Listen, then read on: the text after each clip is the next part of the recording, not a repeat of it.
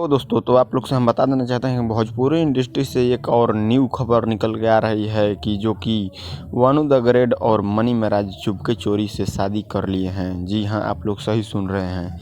ये जो फोटो और ये रील्स देख रहे हैं आप लोग ये वीडियो देखने से था चल रहा है कि वानू द ग्रेट और मनी महाराज छुप कर शादी कर लिए हैं। ये आप लोग बताइए कि क्या सही बात है या गलत बात है।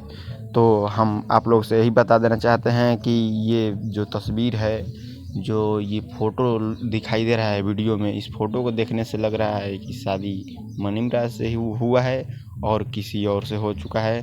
तो आप लोग कमेंट बॉक्स में अपना राय बताइए। चैनल पर नए हैं तो चैनल को सब्सक्राइब करना ना भूलें ताकि ऐसा वीडियो मैं लाता रहूँ।